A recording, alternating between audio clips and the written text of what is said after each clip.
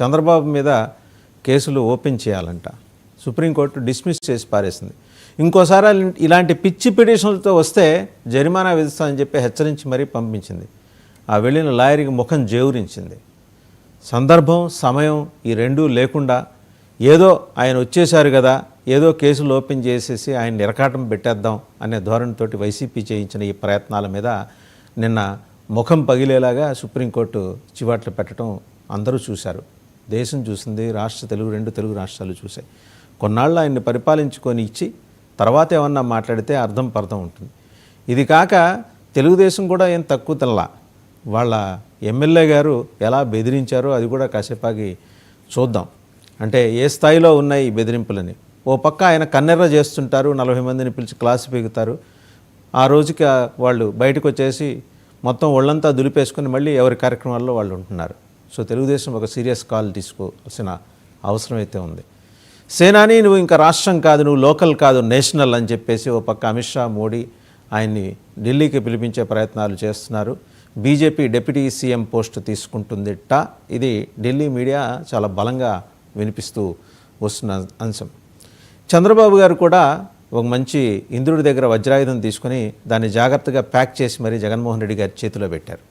కారణం ఏంటంటే సూపర్ 6 హామీల్లో అమలుకు చేతులు ఎత్తేసిన తర్వాత జగన్మోహన్ రెడ్డికి నిజంగానే ఒక వెపన్ వాళ్ళు వీళ్ళు కాదు, ఆయన ఎలాగూ వెపన్స్ తెచ్చుకోలేరు, ఈయనే అందించారు. వీటన్నిటి మీద సమగ్రంగా బిగ్ డిబేట్లో చర్చించడానికి మనతో ఉన్నారు వైసీపీ నాయకురాలు సుజాత గారు, అలాగే జనసేన వీరమహిళ సుజాత గారు, ఇంకా బాలకోటయ్య గారు పొలిటికల్ అనలిస్ట్ అండ్ బహుజన ఉద్యమ నేత అండ్ టీడీపీ అధికార ప్రతినిధి వెంకట్ గురుమూర్తి గారు. అందరికీ నమస్కారం అండి. To start with Janasena Sujatha గారు, ఢిల్లీకి వచ్చేయి, ఇక్కడ నీ అవసరం చాలా ఉంది అని చెప్పేసి మొత్తానికి ఆయనకి సాంబ్రాణేసి ఢిల్లీకి పిలిపించుకునే కార్యక్రమంలో బీజేపీ బిజీగా ఉన్నట్టు ఢిల్లీ నుంచి సమాచారం. డిప్యూటీ సీఎం పోస్ట్ మీద బీజేపీ కన్నేసిందట. బీజేపీ వాళ్ళ ఎత్తుగడలు వ్యూహాలు ఎప్పుడు ఏ క్షణంలో ఎలా మలుపు తిరుగుతాయో ఎవరు చెప్పలేని పరిస్థితి.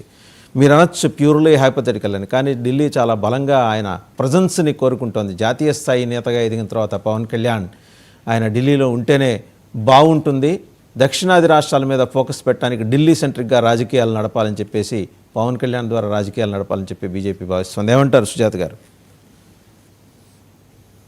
సార్, ముందుగా మీకు అలాగే ప్యానెల్లో ఉన్న ప్యానలిస్టులందరికీ 99 వీక్షకులందరికీ శుభోదయం అండి. పవన్ కళ్యాణ్ గారు పదవులకి అలంకారం తెస్తారన్నది, కొంతమంది వ్యక్తులు మాత్రమే పదవులకి అలంకారం తెస్తారన్నది మరోసారి నిరూపితమైందండి.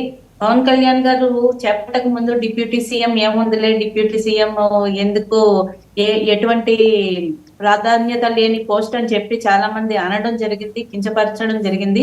ఇప్పుడు అదే డిప్యూటీ సీఎం పోస్టు బీజేపీ వాళ్ళు అడుగుతున్నారని, టీడీపీ వాళ్ళు అడుగుతున్నారని వార్తలు వస్తున్నాయి. అంటే ఆ పదవికే అలంకారం పెంచిన వ్యక్తిగా మొదటగా నాకు చాలా గర్వంగా ఉందండి, జనసేన నాయకురాలుగా. ఇక పవన్ కళ్యాణ్ గారు ఢిల్లీ నుంచి పిలుపు వస్తుంది, అక్కడే పవన్ కళ్యాణ్ గారిని రాజకీయాలుగా ఢిల్లీ పెద్దలు అక్కడ ఉపయోగించుకోవాలనుకుంటున్నారు అన్నది మేబీ, అంటే పవన్ కళ్యాణ్ గారు ఇంతకు ముందు చూసాం మహారాష్ట్ర ఎన్నికలకి వెళ్ళి ప్రచారం చేయడం కానీ, అలాగే ఏదైనా స్టేట్ లో ఎలక్షన్ క్యాంపెయినింగ్ కి వెళ్ళొచ్చు, లేదంటే పవన్ కళ్యాణ్ గారికి ఉన్న చరిష్మా ఆధారంగా అన్ని రాష్ట్రాల్లోనూ పవన్ కళ్యాణ్ గారి అభిమానులు ఉండడం, జనసేన ఫాలోవర్స్ ఉండడం వల్ల కావచ్చు. పవన్ కళ్యాణ్ గారిని దేశ రాజకీయాల్లో ప్రధానంగా బీజేపీ ఒక ప్రధాన ఆయుధంగా ఉపయోగించుకునే అవకాశం అయితే ఉంది, కానీ పూర్తిగా రాష్ట్రాన్ని వదిలిపెట్టి ఆయన ఢిల్లీకే పరిమితం అయిపోతారని ఖచ్చితంగా అయితే ఇప్పటి వరకు ఎటువంటి సమాచారం లేదు సార్. ఎందుకంటే ఆయన ప్రథమ కర్తవ్యం, మొదటిగా ఆయన ప్రయారిటీ రాష్ట్ర ప్రజలు, రాష్ట్ర సంక్షేమం కోసమే అన్నది పవన్ కళ్యాణ్ గారు ఎన్నోసార్లు చెప్పడం జరిగింది.